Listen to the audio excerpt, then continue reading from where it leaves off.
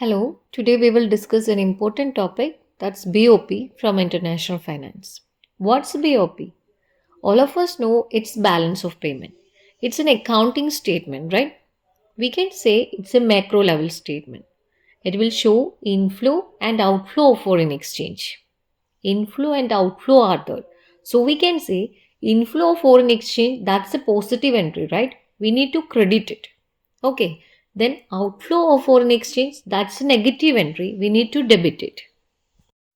In short, it's a statement showing receipts and payments in international transactions of a country. All receipts from foreigners will be recorded as credit. It's a positive sign. Likewise, all payments to foreigners will be recorded as debit. It's a negative sign indicating an outflow of foreign exchange.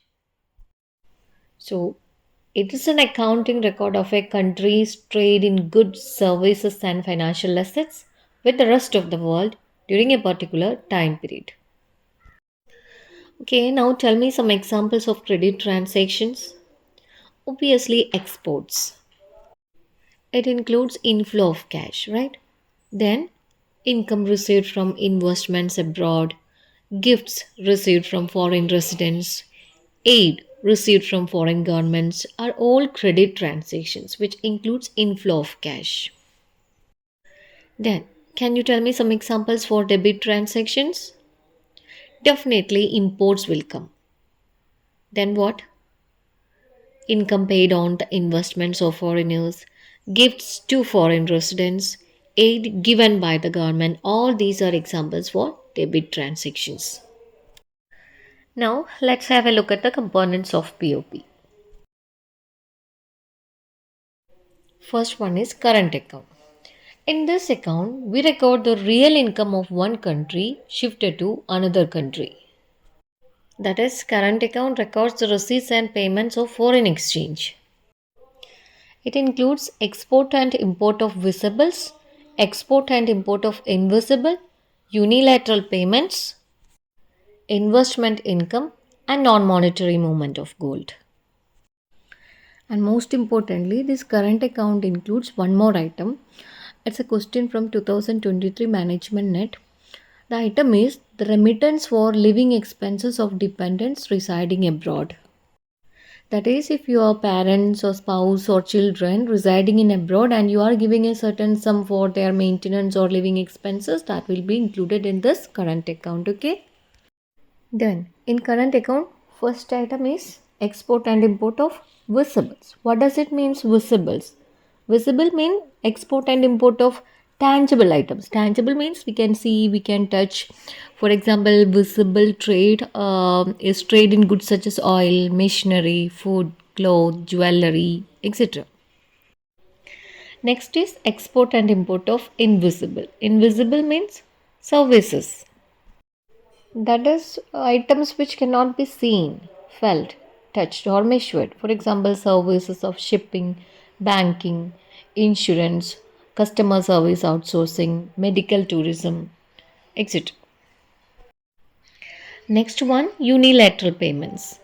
It is one way transaction, that is one side flow, one directional flow, one side payment. Okay, so for example, gifts, donation, personal remittances, it's just a one way transfer of money, goods, or services from one party to another. In simple sense, a country or an organization provides resources, funds, or services to another country without receiving anything in return. That's why I called it as a one directional flow, one way transaction. Okay. Next item is investment income. Please note it's not an investment, it's investment income. For example, dividend, interest, that is income generated from investment, that is dividend in the form of dividend from investment, in the form of interest and profit also. Okay, that's you have to include in this head. Last one, non-monetary movement of gold. That is transfer of gold. That is non-monetary gold. Non-monetary gold means in the form of bullion. Bullion takes the form of coins, bars. Okay. It's treated as unilateral payment that will be included in your current account. Okay. Listen, one more item will also include in your current account. That was a question from 2023 management net exam. And the item is remittance for living expenses of dependents. That is remittance for living expenses of dependents if they are residing abroad. That is, if your parents or spouse or children residing abroad, you are paying some amount for the maintenance or living expenses of them. That amount will also included in your current account. Okay, these are the items which will include in the current account. Second component is capital account. That is, we are discussing balance of payment components. First component we discussed, that is current account. Second component is capital account. Okay, capital account means shift of funds. Here we are recording shift of funds, that it comprises of long term and short term inflow and outflow of funds. Capital account records all international economic transactions relating to investment in or withdrawal from financial assets. So it reflects the flow of funds relating to international loans, investments, and banking funds. For example, FDI. Okay, that is when a country receives FDI. FDI means that is foreign direct investment. Okay, if a country receives FDI, capital flows into the country, and hence it is recorded as a credit item or a positive item in the capital account of the BOP statement. On the other hand, when a country makes FDI abroad, there is not inflow happening. There is capital flight take place. Hence, it is recorded as a debit or negative item in the BOP. Okay. Likewise, portfolio investment, all those included in capital account. Okay. Note one point here, that's in current account we record real income of one country. At the same time, in capital account we record funds transfer. Okay. Component is official settlement account or official reserve account. Before explaining this account, here you need to know what is BOP surplus and what is BOP deficit. What is surplus in BOP? If inflow is high, there will be surplus, right? If outflow is high, there will be deficit. India's BOP is always deficit, okay? If you asked why India's balance of payment shows always a deficit balance, I would say India is in a progression stage. It's a progressive stage, right? India is a developing country, so we need more capital equipment, more technology. So we need to import all these things. So our import will be always greater than our export.